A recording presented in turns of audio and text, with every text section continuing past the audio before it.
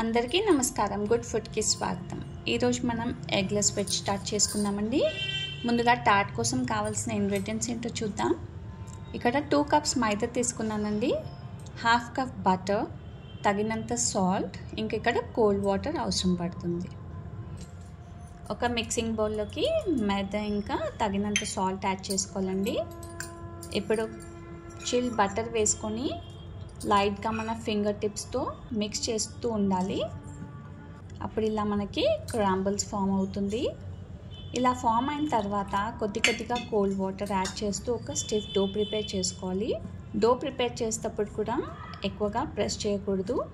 మనకి do prepare అయిపోయిందండి. ఇదొక బటర్ పేపర్లోకి పెట్టుకొని ర్యాప్ చేసుకోవాలి.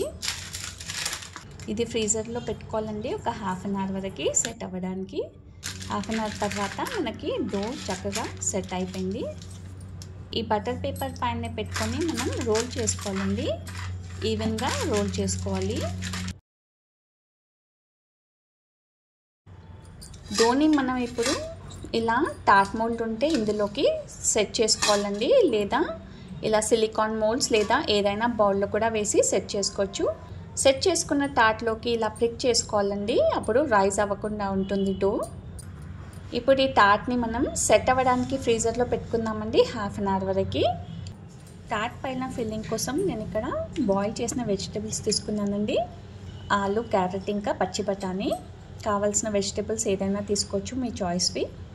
ఇంకా మనకు కావాల్సింది కొద్దిగా పన్నీర్, బటర్, చిల్లీ పౌడర్, కావాలంటే పచ్చిమిర్చి కూడా తీసుకోవచ్చండి, చోలేయా గరం మసాలా, కసూరి మెథి, పసుపు, రుచికి సరిపడా సాల్ట్.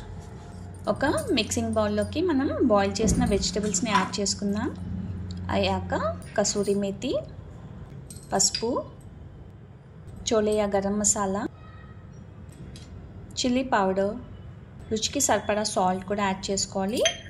ఈ ఇంగ్రీడియంట్స్ అన్నీ ఒకసారి చక్కగా మిక్స్ చేసుకున్న తర్వాత ఇందులోకి పన్నీర్ యాడ్ చేసుకుందామండి. నేను ఇక్కడ ఓన్లీ 1/2 పన్నీరే వేస్తున్నాను. తర్వాత ఫిల్లింగ్ పైన స్ప్రెడ్ చేసుకోవడానికి 1/2 పెట్టాను. అలాగే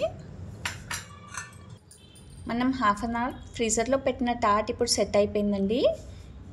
ఇందులోకి ఒక బటర్ పేపర్ వేసుకొని ఏదైనా పల్స్ యాడ్ చేసుకోవాలండి. మనం ఇలా ఎందుకు చేస్తున్నామంటే బేక్ చేసేటప్పుడు ఇది రైజ్ అవ్వకుండా ఉండడానికి. నేను ఇక్కడ పల్లీలు వేస్తున్నానండి, అలాగే ఇవి రోస్ట్ కూడా అవుతాయని. కావాల్సింది ఏదైనా వేసుకోవచ్చు మీరు. ఇప్పుడు ఇది ప్రీహీటెడ్ అవెన్లోకి పెట్టుకోవాలండి, 180 degrees 10 minutesకి. టార్ట్ కొద్దిగా బేక్ అయిపోయి రెడీ అయిపోయిందండి. ఇందులోకి ఇప్పుడు ఫిల్లింగ్ని స్ప్రెడ్ చేసుకుందాం. స్ప్రెడ్ చేసుకున్న ఫిల్లింగ్ పైన పన్నీర్ని కూడా వేసుకొని 2 టేబుల్ స్పూన్స్ బటర్ వేసుకోవాలండి. ఈ రెడీ చేసుకున్న టార్ట్ని మళ్ళీ బేక్ చేసుకోవాలండి, 180 degrees 20 minutes వరకు.